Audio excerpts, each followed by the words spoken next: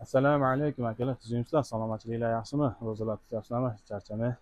Hop, biz mashinalar chiqaryapmiz akalar. Xudo xolasa iloji boricha egalari bilan talashib tortishib arzon chiqarish harakat qilyapmiz. Kecha endi kartrik qo'ydik, sira sotilib ketibdi.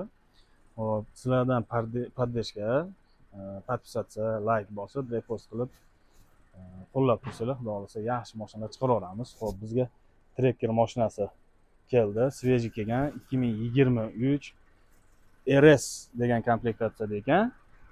Hop, LED faralarda ko'ryapsizlar.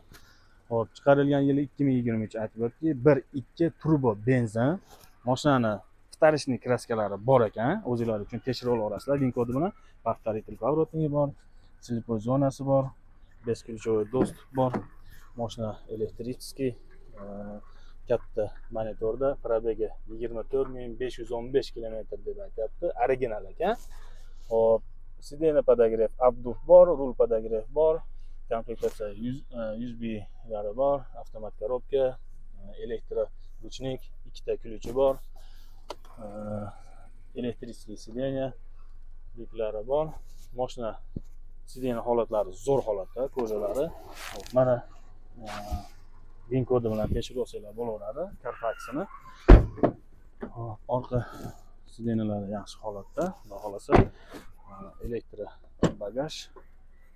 Bagajini ko'rasizlar. Elektrический. Only full komplektatsiyada ekan, xullas, trekker mashinasi. Hop, buni puliga kelsak, $15,500 deyapti. Tushirtirib qo'ydik biz. Yana oz-moz kami bor. O'zinglar sodalashib, sunnatiga sodalashib, tushirtirib olsanglar bo'laveradi. Nomerlarini qoldirib qo'yaman. Assalomu alaykum va rahmatulloh.